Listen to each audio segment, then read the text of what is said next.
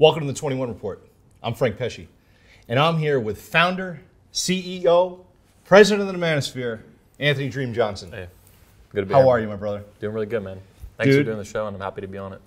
Awesome to be here. Thanks for the opportunity. It's been great. Yeah. A lot of things have happened at this table. Yeah. I have had the opportunity to interview speaker after speaker, and in some cases attendee, and married couples, and the things that have come forth from the conversations at this table has been so enlightening to me, and I have found a great sense of satisfaction among everybody that has been here this year. Nice. Everybody's grateful that the 21 convention has been around. This is, what year is this now? This is a 16-year anniversary. 16-year anniversary. Since I started organizing the events. Yeah. I have heard everybody is thrilled with how organized and how well it's done. Yeah. People knew where they were supposed to be. And most of all, the level of family bonds that have developed in this environment has become absolutely noticeable. Yeah. What has changed for you as president, event organizer? Does this one stand apart from the others? Yeah. Each event is unique to me. Each event's different. They're always getting better, and they have to. They need to. They must. For me, I need to lead by example. I need to exemplify what I believe and what I teach or preach to a degree. And then I do that among many other speakers, and I need to live out the best of what they promote as well, the things I agree with deeply and fundamentally. So that means always growing and pushing forward as a man, right, over time and as I age in my life. And also the events, they're getting older and aging too. And every year they have to get better and better and better. Incrementally, and I think, what's the word, iteratively, or iterate it, Sure. like a Steve Jobs kind of figure would say. So each event is like a little bit better, a little bit better, a little bit better, and that stacks and compounds on the previous events. And that's probably what you're feeling, a lot of the attendees. And there's a lot of attendees here, for example, that came back from like 2019, like yourself. You attended a couple times back then, 2020, 2021, you weren't here. Now you came back and you're like, holy shit. And everything's smoother and bigger and better and faster. And I'm proud to see that and make it happen. I'll be honest with you. It was your reaching out to me directly that really helped me close the deal and make the decision to come. Nice. I felt like you cared about me. You appreciated my presence. Yeah. Obviously I stay in touch with other attendees, other speakers, but when I got a personal note from you, yeah. Man, I felt like, that I wanted to come. Yeah. So I appreciated that very much. You're welcome. And I like being very personal with people and very kind of like I speak and like I write. Some people it's very polarizing. People can get very upset or very positive towards it. But for me, it's about being like super blunt. And part of that is, just calling people up. Hey, let's go. Where you been, man? Come back. Get over here, Well, I'm a New Yorker, so I definitely appreciate direct communication. Fuck yeah. Yeah, it's a Florida, New York thing, I think. We're like that down here. For sure. Too. Yeah, man. Okay, so let me say this. From my perspective, as an attendee, somebody who has an opportunity to serve here at the event this year, which has been awesome, I see this almost as a culmination to all the work that you do in the year. Yeah. Now, I also realize that you have a ton of work to do post-production. Can you talk a little bit about that process? You're always running and you're always going. Yeah, it's a year-round thing, and the company is much bigger than the events, but also, like you said, the events, they are the end cap, so to speak, of the year. A whole 12 months of work basically goes into producing a 21 summit or a 21 convention. In this case, we do 3 events at the same time. So that is kind of operating at the same time simultaneously with running the other elements of the business, which is not just me. My creative director, I have other video editors, I have a GM, other independent contractors that work for me throughout the year. There's a lot that goes on. So close to the events, I'm working personally 50, 60, 70 hours a week. The rest of the year, it's like 40, 50, 60, depending on what kind of the needs are with the projects and stuff. We're cranking out videos almost every day of the week, sometimes multiple videos a day. Sometimes we'll even upload a video to, now on a daily basis, past about a month. A video will get published to anywhere from 10 to 15 different platforms in a single day, plus newsletters, plus websites, plus this, plus that, plus apps, plus Touring University, plus a million different things going on at the same time. So I look at 21 Studios as both a media and events production company. And then I have people on the internet, they're like, oh, get a real job. It's like, man. Yeah, if you only know. Yeah, you work at fucking Best Buy. Like, I got no problem with Best Buy, but you need to shut the fuck up. Anthony, to many, you are an antagonist. And to many, you are a hero. What's it like to walk a mile in your shoes? Intense. Yeah, every day of my life, well, not literally every day, but it feels like that sometimes. Almost every day is really, really intense. I fight super hard for what I believe in through the business, as an entrepreneur, as a leader, as a speaker, as a man. Soon to be author, I hope. I'm trying to work on a book, make women great again. It's coming along slowly. So there's a lot to it, and my life is not easy. I love he's not my top guy, but he's easily, I'd say, top 10 at this point. Elon Musk, billionaire, richest man in the world, I think, right now. He has a saying about entrepreneurship. It's one of the reasons that he actually caught my interest. There's a lot of big tech billionaires I don't give a shit about, but Elon is someone I do. And even though I'm much more of a Steve Jobs kind of guy, Elon once said that entrepreneurship is like eating glass. I think that's the exact quote. When I heard that, I was like, ooh, yup. It can be rough, man. People think it's like this, the Instagram bullshit where people fake being entrepreneurs. They really just sell t-shirts and pretend to be entrepreneurs, and it's all this big scam. That's all bullshit, and they make entrepreneurship like look like this easy life, because they're like photoshopping fake financial figures and all this bullshit. It's a huge scam. But real entrepreneurship, where you create something, like this is a founder-led company. You know, I didn't inherit this company. I built it from the ground up as a teenager with nothing but $100 to start it with. Now it does, several $100,000 a year. And I built that from nothing with nothing, inherited nothing. So entrepreneurship is fucking hard. You work long hours. You're the first one there, the last one to leave. Sometimes the pay is absolute shit. There was a year back in 2014, I think during a month, I made less than $1 an hour. The whole month. Could barely pay my electric bill at my house. And that was, 8 years ago. So it's tough, man. Being an entrepreneur is not easy. For sure. And people think it is, and that's just absolute nonsense. But we're a greater place than to pursue dreams and entrepreneurship than here in America. Yeah, absolutely. But also, if I can make a comment. Yes, sir. Entrepreneurship, I think, is a very masculine activity. And this is why you don't see a lot of female entrepreneurs and female CEOs and shit. It's very fucking difficult. It's hard. It is not easy. It's physically challenging and psychologically challenging. And that weeds out women who are not suited for that. They're suited for motherhood and nurturing elements of human life. So it's been a really good challenge for me as a man to pursue entrepreneurship and face these challenges through that career path in life that I built and carved out for myself and rent. In the last couple of years, you have taken an intense approach, intense angle, perhaps is a better way to say it, towards investigative journalism. Okay, yeah. You have gone after what you see to be the enemies of the state. You have done so in a very concise way. Enemies of the Manosphere. Enemies of the Manosphere, right? Okay, yeah. State of the Manosphere, that's kind of what I had in mind. Yeah. Nonetheless, when's the last time you told your story about who you are and why you got into the Manosphere, being an anti-feminist advocate for men, men's advocate, and going after frauds? Like you have done a lot in the way of tactics and operations. Yeah. But when's the last time people got to know who you are and what drives you and why you do what you do? It's been a long time. Yeah. Occasionally I'll do like a podcast interview or an invite, but it's just not a thing. The company is a lot larger than me, for better and for worse, and for whatever reason. And and it's different from how a lot of entrepreneurs operate. Elliot Hulse is a very good friend of mine, and his company, for example, just as one example, is very different from that. Strength Camp and everything that he does is King's Transformation. Elliot Hulse has always been super central to that business. Very successful business, by the way. Mine, 21 Studios and 21 Convention have always taken the limelight. And I don't know if that will always be the case, but thus far that has been the case. And some consequences of that is people don't know the story behind what I do. They don't know my motivations. They hear fake news from frauds and predators and charlatans and all these losers in the Manosphere. And some people understand that that's bullshit and fake news. It's people trying to keep their wallets fat. Other people, they don't get that. They believe the BS and the lies. It's very much, the Manosphere, amusingly, very much mirrors like conventional American politics. You have like the official fake news story that's this absolute propaganda bullshit.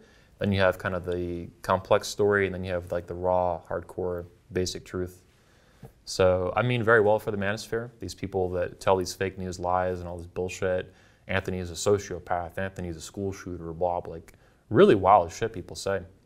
These are YouTubers. These aren't even just random comments. These are people with channels, not always very big, maybe 5,000, 10,000, 20,000, but yeah, there's some serious lies, and the insults aren't just insults. It's like people call me a school shooter. Like, what the fuck are you talking about?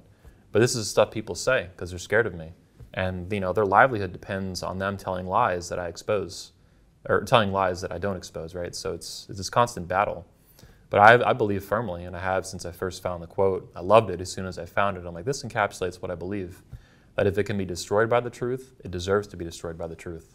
And I don't know who first said that. I found that on the internet one time, a meme, and I was like, oh, fuck yeah. Everything that can be destroyed by the truth deserves to be destroyed by the truth. Burn it all to the ground, every single bit of it. Do you think that there's a nature to your character that's misunderstood? Absolutely, yeah. People that get to know me personally, in person, like literally face to face, they get a much clearer picture of who I am, what I believe. And people, and this is a battle that even some of the speakers go through. Dr. Sean T. Smith, one of our longtime speakers, he was talking about that last year right here in this room on the 21 Report last year. How you see Anthony on Twitter and on the internet, and you get this a slice of my personality, super bombastic, hyperbolic, all that, very polarizing, antagonistic to people, right, having fun, triggering the shit out of people, sometimes by the millions, right, make women great again, all this stuff we do at the conventions. But you meet me in person, I'm not just monotone. You see me smile, you see me laugh. Anthony's not a robot. He actually has emotions and feelings. He has relationships. He has family. And my sisters come to the event. I have a girlfriend. So and this is such a contrast to the internet, where you have this army of feminist zombies with pink hats and giant bellies or beluga whale bellies. These big women saying baby dick, small dick, little dick, mommy issues. This whole train of just absolute nonsense that they all repeat like little zombies or like little seals clapping or something. So yeah, meeting me in person, all the attendees get to do that. I think that's why when I called you, like you said, you're like, oh, Anthony's calling me, and it means a lot to you because we met previously a couple times. Yep. And a lot of the attendees tell me this, and the speakers tell me this. And what's funny is when the speakers try to communicate it on video, people are still skeptical because they're like, there's no way Anthony's a nice, like Cobra Tate's the same way. Cobra Tate's one of the nicest guys you ever meet. Sure. Polite, good manners, all this kind of stuff. But on the internet, he's like, basically the devil at this point. Yeah, but because I've come to the events in the past, got to spend some time with you at the events, yeah, then started to kind of learn about the work that was happening in this space, we were never more than a message away. You know what I mean? Yeah. We've crossed paths several times, on the internet or whatever. And I felt like meeting you in person, just like the other speakers, just like the other attendees, gave us an opportunity to build a relationship that led to what's now a productive, undertaking.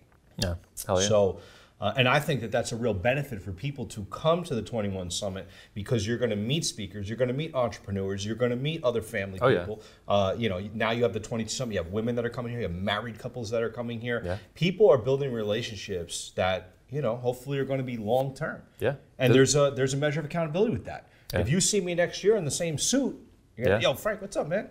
Yeah. Got the same suit on? You're not buying new suits? Same weight, same muscles, yeah. I met an attendee this year. He lost over 30 pounds since he attended last year. And he got bigger, stronger in the process. I didn't recognize him when I saw him. He looked familiar, but I'm like, who the fuck is this guy? And then when he told me his name, I'm like, holy shit, I know exactly who he is. I know he's a friend of his as well, a mutual friend. And I was shocked. And now he wants to come back next year even leaner and stronger than before. And that's impressive, yeah. And yeah, you need to, get stronger and bigger and nicer suit, whatever, go for it, man. No doubt, brother. New haircut, fuck yeah. Appreciate you. Okay. I want to add something though on that. One of the things attendees get here isn't just the networking and other things you kind of went through, meeting people face to face, building friendships. I know attendees that have been friends for here 5-10 years, something, stuff like that. But also the event, and this is part of what about me that people don't understand, is on the internet I'm extremely immature, extremely bombastic, and extremely hyperbolic. This is all on purpose because that's what I think is rational and productive in that area, even though that confuses people, right? At the events, I'm extremely professional, whether it's with the hotels, the audio video crew, the volunteers, the staff, the speakers, the attendees. And I do that because that's the right thing to do. And so what I'm always trying to do, like Jeff Younger commented about me, is honor. I'm always pursuing morality. What is morally righteous? Is it to be a 5-year-old making, shark mama memes and to be hyperbolic and piss off 100 million women? Or is it to be extremely professional and run the most professional event in the world for men? And that's what I do.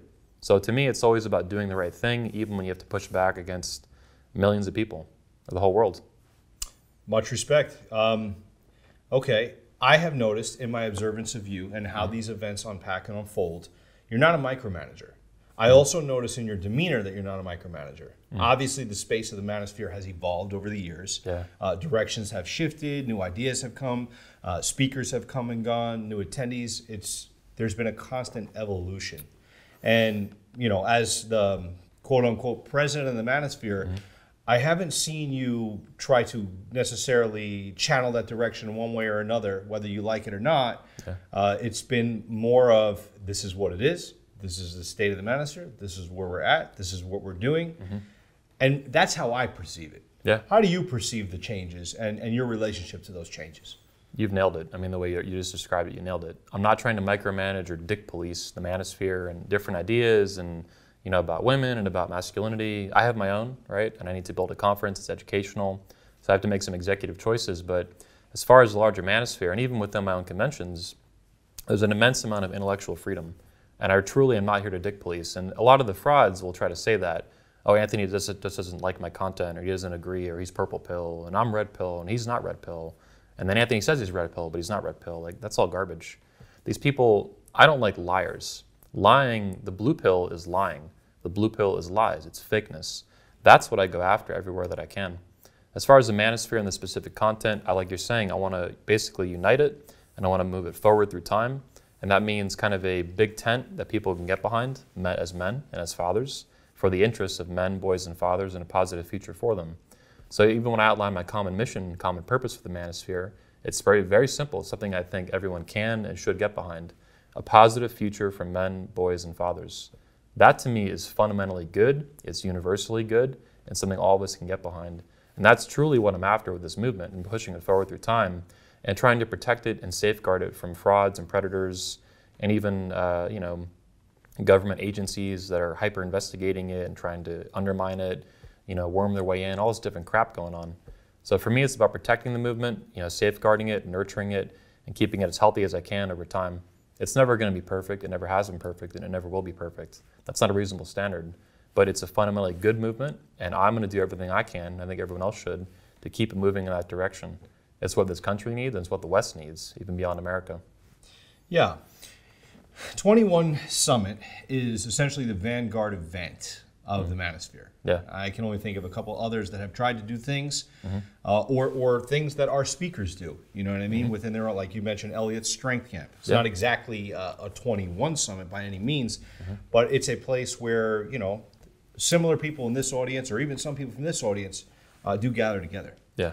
Now, with 21 Summit being the vanguard of everything that happens in the Manosphere, do you find that these other speakers, content creators, influencers are coming to you for counsel, for advice? Do you find yourself as an ambassador a lot of times speaking for the Manosphere or helping develop some of the ancillary activities that are occurring? Yeah. Yeah, one of the reasons I actually created the lightning rod, I call it, of the president of the Manosphere is I figured it would be useful to kind of guide the Manosphere through its clash with mainstream culture, which I saw coming way back in 2018 and 2019, when this idea of the president of the Manosphere, a leader, someone actually trying to lead it, right?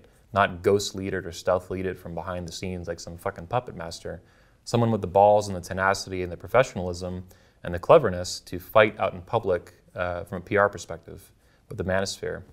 And so much to my amusement, within a couple months of doing the president of the Manosphere announcement and declaration, I went viral in the media like I never had before. Yeah.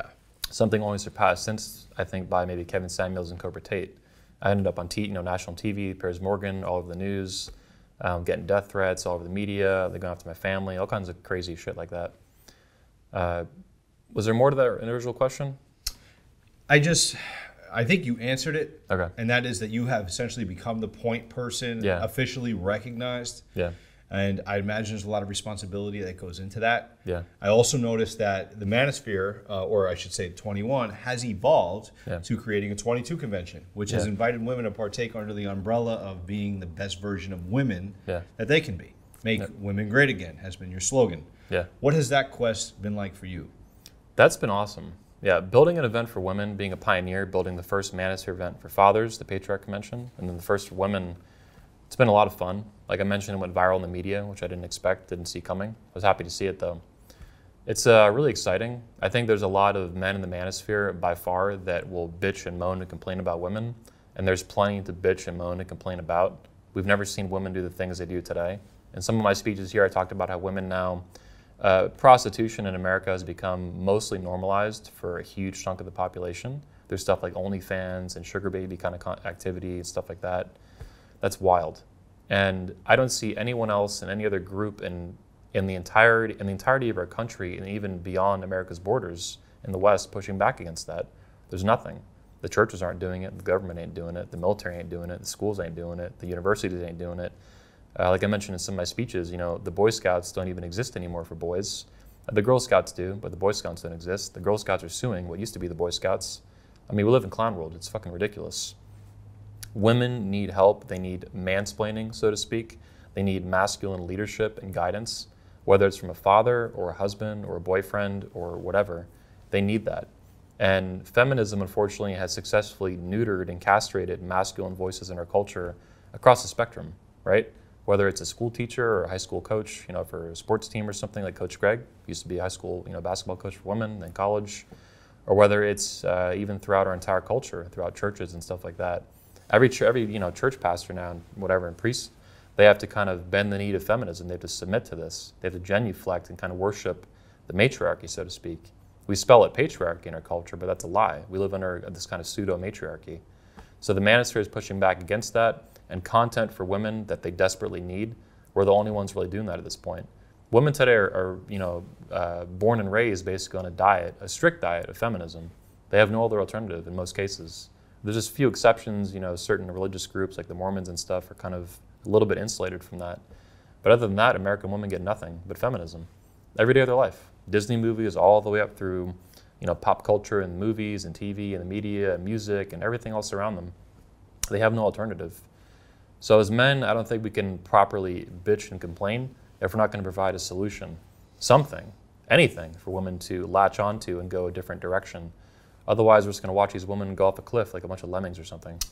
A little bit earlier, I interviewed Zan Perion. Oh, yeah. It was an awesome interview. Yeah. He said that toxic masculinity is not the problem, but it's the absence of masculinity in our society that is actually the problem. I would add to that the weaponization of the term toxic masculinity is creating the absence of masculinity. That's basically what it does. It's a shaming language. It's intended, now it doesn't work on me and you and the guys here. We wear hats that say 100% toxic masculinity and shit like that. But most men in culture by far are betas, and shaming language unfortunately works on them. And toxic masculinity is a way to neuter and minimize and undermine their masculinity to create an absence of it. And then that will result in not only on a personal level for men, but even generations. We see now the tidal wave of single mothers and fatherlessness. The fatherlessness literally is an absence of masculinity in the most important role a man can play, I would say, as a father. And that's happening now throughout entire culture for millions of people, millions of kids. So it's a huge disaster. Masculinity built this country. It founded this country. This country was not founded by femininity. It wasn't founded by women protesting. It was founded by men fighting and dying. It took immense courage, balls of absolute fucking steel. And all this soft beta male, effeminate, soy boy, 500 genders, woke feminist, tranny garbage, this does not work. This is a disaster incoming at an epic scale that we have never seen. I think even bigger than what the Soviet Union happened to them in the early 90s. So if this disaster is not avoided at a fundamental level by promoting masculine men and feminine women in the nuclear family, the traditional family, there's certain doom in front of us. What it actually looks like in the end is anybody's guess, prediction. But it's bad. And I don't want it to go that way. I want America, my country, and my people to go in a positive direction. And that to me, very simply, means masculine men and feminine women and families. If you don't have that, you don't have anything. You will lose everything, whatever we have left, that we inherited from our grandparents and stuff like that post-World War II. The shaming campaign is real. Yeah. And that language has unfortunately affected many, many men. Yeah. You yourself have been very good with language patterns. When I first became familiar with your work, your slogan was "Make Men Great Again." Then as it evolved, it was "Make Women Great Again." And now it's "Make Men Alpha Again." Is that your counter to shaming language? Yeah. It's basically to try to, there's a couple things going on with these certain slogans, "Make Women Great Again," "Make Men Alpha Again," and stuff. But yeah, a lot of it, I learned from Trump. I mean, I love Trump. A lot of that's very personal. It's a little bit political, but mostly it's personal. I think he's a fucking great guy, an awesome man, to put it lightly, the greatest man that ever lived in our country. But a lot of what I do is I look at, like he does, I look at the weapons that people are trying to attack me with, and then I want to grab them and take them as my own, maybe tweak them a little bit, a little shine on them, whatever we got to do, right? Throw it right back in their face. And that's what these things do. This hat I was telling you caused some commotion the other day at this hotel, just by some random tourists that were, at the hotel. And all it says is "Make Men Alpha Again," But that's a play off of "Make America Great Again," obviously, and it's the alpha male kind of idea that is very triggering in culture right now. Make women great again too. They think men should be, women are always great, and men should be ashamed to, have any expectations of women above where they're at currently, which is a disaster. So, Yeah, I'm all about it. Take what people throw at you, take these weapons and the shame they want to throw at you. It's like, Elliot Hulse taught me years ago. He was the first man to ever point this out. I kind of love being hated. And it's not that I don't love being loved, I love that too. It's that the energy is useful no matter what, and I can feed off of anything. Positive energy from attendees who love what we do, or a couple million haters who are just bitching at me on the internet, or in real life, or on a TV show, or whatever. I don't care. It's the intensity of the energy that I can use, whether it's positive or negative. So the shaming language, bring it on. I'm gonna throw it back in your face, shove it up your ass. Roger that. What's next for the Manosphere? I think, like I talked about in my State of the Manosphere, 2022 was by far the biggest series of news headlines and government reports. Secret Service from Homeland Security put out a huge report on the Manosphere. It wasn't their first either, and probably not their last. So I think there's going to be increasing, next year, for example, 2023, you're going to see a ton of news headlines, just like you did this year. I think even bigger, it's basically been escalating. 2020, there was a bunch of news headlines for our event, Make Them Great Again, reached 100 million people. 2021, Kevin Samuels blew up, reached untold millions of people in America, right? Then he died, unfortunately. 2022, we saw Cobra Tate make headlines around the world. He was the most searched person on the internet above even Donald Trump and anyone else. So I think next year you're going to see a continuing, like we saw 2020, 2021, 2022, that's going to keep escalating. I do think you're going to see even more government interest from the federal government, even state governments, investigating it, all this fake concern. Something I forgot to mention in my speech, actually, is I saw a Senate hearing in the U.S. Senate from a couple weeks ago, and they were actually reviewing video podcasts from the Manosphere and from some Senate judiciary hearing or something like that. And these are the people that have oversight, the senator, or some Democrat, and he has apparently oversight over funding for Department of Homeland Security. So for better and for worse, you're going to see all this increase in 2023, in 2024, in 2025. I do think there's a positive future for the Manosphere. It's going to keep growing. That's why the intensity of scrutiny and interest and its clash with mainstream culture, whether media or entertainment. Kevin Samuels, before he died, was interacting with major celebrities, Nicki Minaj and a couple of rappers and other names, but they're like some of the big ones anyway. So we're going to see that, I think, keep continuing. Tate was just the latest iteration of that. That's going to keep going, get bigger and bigger. And my hope is that the Manosphere changes the course of American history. I think it's what it can do. I think it's what it should do. I think it's what it must do.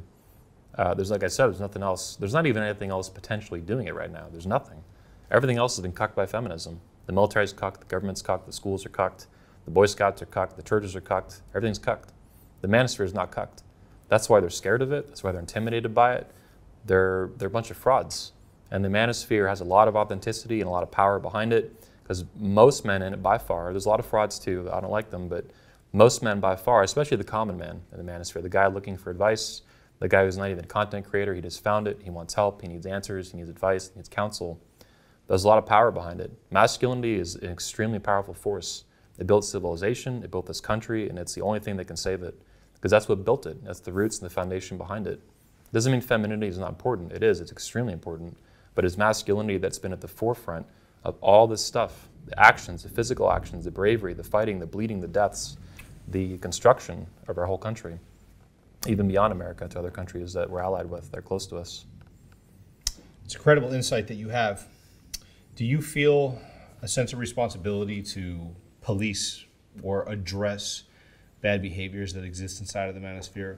Like, for instance, when people act out and they do things that are perhaps overtly violent, stuff like that, people are quick to say, oh, that guy was a consumer of so-and-so's content. Yeah. Do you feel compelled to address that and to either say, no, that's not the case, or yes, that is the case and that's unfortunate, that shouldn't happen, whatever? Yeah. So on a bigger scale, you might be referring to like Roman McClay. He went on a shooting spree in late 2021. It was people he knew, so it wasn't quite your ordinary mass shooting, people he worked with in tattoo industry or something like that. I never met the guy. I never talked to the guy on the phone or anything. We traded a few Twitter DMs, that was about it, and tweets publicly. I put out a statement on that, so there's the official, 21 Studios a statement on that. So big scale stuff like that, Jack Donovan also put out a statement. He never met the guy either, never talked to him, but the guy quoted Jack a lot. Interesting, okay. So, with some big high profile stuff, I think it's, completely reasonable to put out a statement to clarify in black and white, plain English, what the details were, what the facts were, stuff like that. On a micro scale, or a more like, Manosphere fraud scale, I do feel a sense of responsibility to help clean up the Manosphere, to make the Manosphere great again. I think it was better in the 2000s. There was a lot less fraud. There was still fraud. There was not none. There's never been none. There will never be zero. That's not a reasonable expectation. It's like there can't be zero crime in a free society. That's just stupid. But I'm not going to be the dick police, you know. I'm not going to be here every day of the week trying to hunt down every fucking fraud that exists. That's just dumb. Right. I don't have time for that, and it's not. At some level, you have to let the free market kind of play itself out, let people expose themselves, implode over time. You know, one of the reasons I'm the only one doing a Manosphere event, the longest in the world, the biggest in the world, is because I had the tenacity to persevere over time through my own obstacles in my own life that also got in the way of doing events. There have been many other Manosphere events, well over a dozen at this point, big ones. Used to be 300, 400, 500 guys at these things, huge, right? Some of these went 2, 3, 4, 5, 6 years. They're all gone now. The average Manosphere guy doesn't even know what they're called. I do. I knew the founders in most cases. Some of them spoke at our event. So sometimes things just implode on their own. You don't even need, whether or not it's fraud, right? I'm not saying every Manosphere event was fraud. That's false. But a lot of things just kind of work themselves out. So I don't have to be like the dick police with every little fucking fraud. And I'm not here to be a policeman. I'm here to like crack the whip when there's some major problem going on. There's a guy who's really betrayed what he believes publicly, massive hypocrite, or a liar on a material, factual basis. Kahneman Sharp, for example, has been beaten up on single moms and fat women for years when he was secretly married to, in some private way, a much older woman that he also made fun of for years, who was also a single mom and lying about it, saying it was her niece. It's not. I've talked to the husband. I've seen the divorce documents. I know this to be a fact. So there's been a lot of really serious fraud that's gone on in the Manosphere. It's disgusting. Just overt used car salesmen rolling the odometer back lies. Shit that you, in other industries, you could go to jail for. And, you know, in dating advice, you're not going to go to jail probably, but things like false advertising and this, you know, hardcore kind of scams and, you know, financial fraud too. Right. Stealing from people. Anthony, where can people find you? 21studios.com. They can on the main website. They can also find me at 21university.com. They can also find me on Twitter at Beach Muscles. They can find my personal YouTube channel, Anthony Dream Johnson. And pretty much just go on YouTube, Google, or Bing, or whatever, and just search Anthony Dream Johnson. You'll pull up a lot of profiles. I'm everywhere. You know, can't get away. So perfect. Yeah. With the 21 Report, I'm Frank Pesci with President of the Manosphere, Anthony Dream Johnson. Thank you. Thanks, Frank.